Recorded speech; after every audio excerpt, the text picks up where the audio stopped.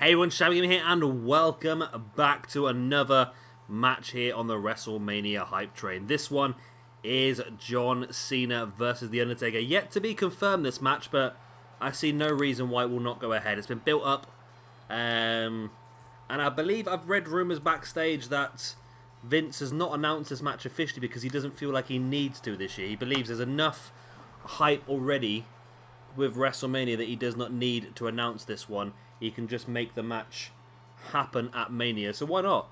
Why not have Cena turn up? Why not have Cena have a little in-ring promo calling out Taker for once and for all? And then finally the bell goes. And out comes The Undertaker. But what we've done here is, again, I've got a little bit outside the box. Well, it's not necessarily outside the box, but last year, of course, after the match against Roman Reigns, everyone assumed The Undertaker had retired. He took off his hat, he took off his gloves. But has he just retired the hat and the gloves? Has he retired the Phenom? Has he retired the Dead Man? Is there still a chance that at WrestleMania, when John Cena calls out The Undertaker, instead of a gong, we hear the revving of an engine? Is it just possible that instead of a gong, we get a bit of Limp Bizkit singing "Keep rolling, rolling, rolling, rolling"? I don't know. It's an option. It would mean that, because last year makes absolutely no sense whatsoever if he comes back and wrestle again this year. But if he is coming back as the American Badass rather than the Dead Man, then maybe that would make a bit of sense. Like I said, he's sort of retired the character. He's retired the hat. He's retired the gloves of the Dead Man. Imagine this did happen. It could happen because based on last year's, it just took so long for The Undertaker to actually get down to the ring that maybe giving him a motorbike to actually get to the ring might be a good idea. Because Cena just like completely ignoring the fact that there's a guy on a motorbike whizzing around. Remember the old games where Taker used to come down his motorbike and the motorbike used to stay there and you could ride the motorbike and you could run people over with it? What happened to the good old days of this game, eh? That was the star. That was. But yeah, this is a possibility. A real possibility. Maybe earlier in the day in WrestleMania we can just see like a cloaked figure on a motorbike whizzing around backstage. Why not? So Cena versus the American Badass Undertaker. We are underway. Again, let me know what you think in the comment section down below. Do you think that this is a possibility maybe? The Badass Undertaker could return for one last match? Or do you think, to me, it sort of makes sense for it to be the Badass Undertaker. Because of, like I said, with the hat and the gloves being retired last year, the Phenom being retired last year, the Dead Man being retired last year, then sort of having this version of Taker turn up instead. But at the same time, it's in New Orleans, and New Orleans is quite notorious for its paranormal and its voodoo, and so having the Dead Man would be a very good character, a very apt character to have at this WrestleMania. So I don't know, it's a tricky one for me. Again, it could go either way, and it's good. I don't want to go into WrestleMania knowing all the answers.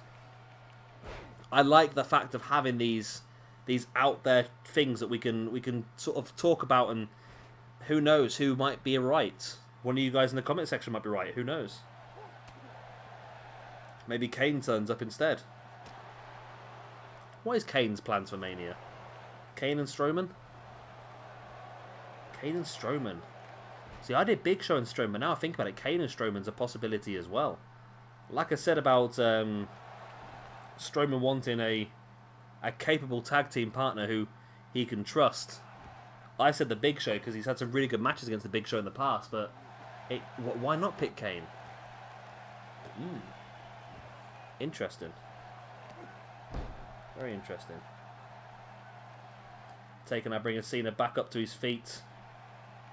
Now up. Holding him there, letting him think about it, letting the blood run from his legs to his head, which both makes you a bit dizzy and can make your legs weaker.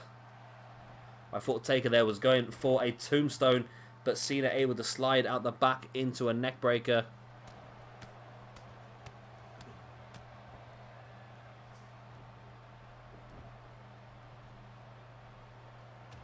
Taking a big elbow in the back of the head of Cena.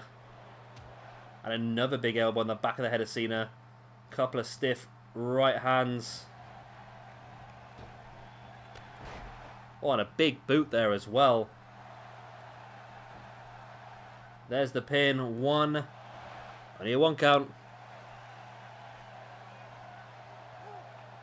Big elbow to the top of the head by Taker, but Cena straight back up, but Taker catches him straight in the front chancery. And a big elbow once again. I worry about The Undertaker, though, I must admit, and it's difficult because, like I said, I've always been such a massive fan of The Undertaker, and I'm just hoping it doesn't become too difficult to watch. I'm hoping that he's still in a capable condition to wrestle. The last thing I want to see is an old, struggling man clinging on to his career. I want to make sure that he does definitely... It's stupid to say, isn't it? But I've said the story before when me and PJ Toby went to see Sabu in a live show in the UK. As this could be the end of the match here. There's the last ride by The Undertaker. There's the pin. 1, 2, and no, Cena kicked out. That's a surprise, isn't it? Cena kicked out at 2. Yeah, me and PJ Toby went to see Sabu in a live show in the UK.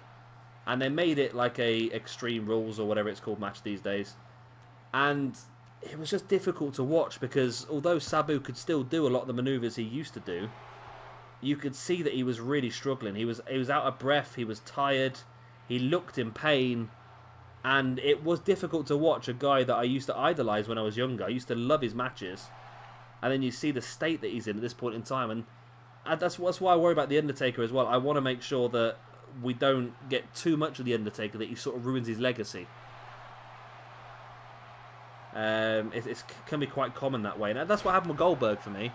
I was a massive Goldberg fan back in the day, but his recent run, for me, sort of ruined his legacy a bit. The whole thing with... The worst thing for me was beating Kevin Owens and taking the championship. I know it's not his fault. It was storyline to happen. It was written to happen, but it really annoyed me when that happened. Yeah, and I just worry about it a bit. And it's the same with Daniel Bryan. Well, not necessarily the same with Daniel Bryan, but when Daniel Bryan came back the other week and started getting physical inside the ring once he'd been given the clearance, I was terrified. Every time he did anything, I winced. He did a running dropkick in the corner and landed on his back and his shoulders, and I'm sitting there thinking, oh, bloody hell, stop it. Don't bloody break yourself straight away. Which is why I think that when Daniel Bryan does come back, I think we should get old Daniel Bryan back. Makes more sense. The submission, ground and pound sort of Daniel Bryan, a bit more of a safe style. No more big dives that are going to keep doing damage. Because I don't know, is he fit to wrestle as in he's fully cured? Or is he fit to wrestle to the point where he's still got an injury, but he can wrestle with it? Yeah, it's a strange one, isn't it? Otherwise, we're not going to get any access to his actual records, are we, I suppose?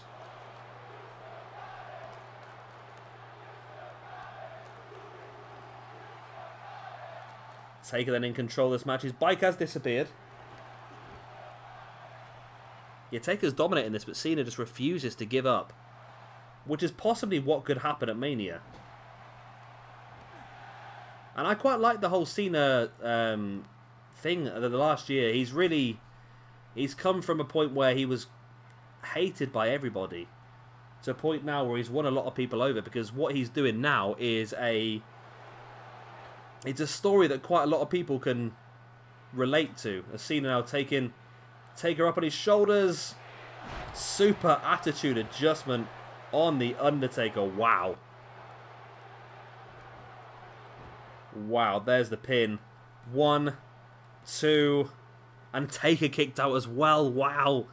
What a match this is going to be at Mania, I tell you. But yeah, this whole thing Cena's been doing the last year, it works really well. He's been doing this sort of fall from grace sort of storyline. He's realised now that he's a bit older, he's a bit wiser. He's not the athlete he once was. He's now picking up losses. Some matches where you'd expect him to win, he is now taking the loss. And it's good to see that he's helping to put over the younger talent. But at the same time, by putting over the younger talent, he's managed to progress his own character. And this whole Undertaker thing is part of that character. It's his way of trying to tick things off his bucket list, but also prove that he's not washed up and past it. But if this happens at Mania, then he will not be able to prove it too well, as The Undertaker picks up the victory with a Tombstone Piledriver. So there we go. WWE 2K18 believes that The Undertaker will defeat John Cena at WrestleMania, the showcase of the Immortals. I can see it happening. I'm so annoyed still. Well, Taker's got 2 losses on his record now. He's got Brock, and that's so annoying. Why would you build someone's unbeaten record so many years to give it to bloody Brock Lesnar? And then Roman... I would prefer it went to Roman Reigns than it went to Brock Lesnar. Because at least to Roman Reigns, it's something he can build upon, and he has done. He's used that victory to build up his career. Brock Lesnar did not need that. For me, the person who should have defeated The Undertaker at WrestleMania, I've always said this, the person who defeated The Undertaker at WrestleMania should have been Bray Wyatt. The only older wrestler I would have been satisfied with is if they'd done a retirement match for The Undertaker and done Undertaker versus Kane buried alive and have Kane finally bury The Undertaker for good. I would have been happy with that as well, but the whole Brock Lesnar thing for me was just an absolute waste of time. But there you go. And now I think WWE are realising that Brock's just there for the money. He always has been, he always will be. And now the money's been offered elsewhere, and that's exactly where he's going to go, back to UFC. But there you go. Anyway, guys, that's the end of this video. I hope you have enjoyed it. Of course, if you have, then please do slap a like, and of course, subscribe if you want to see some more. We've still got 2 more big matches coming up for you today. They are, of course, Roman Reigns versus Brock Lesnar coming up next. And then, of course, our main event, AJ Styles versus Shinsuke Nakamura. And, of course, we're not long away now for the eagerly anticipated match, or eagerly anticipated NXT TakeOver. I'm really looking forward to that tonight. I'm really hyped for that. It's going to be awesome. Some of the matches they've got are absolutely incredible.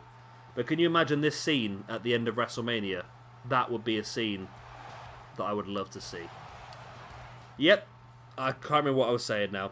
I've been Shabby Gamer. Thank you very much for watching. Like and subscribe and all that other good stuff. And I will see you very, very soon for our next WrestleMania hype match. Bye. One, two,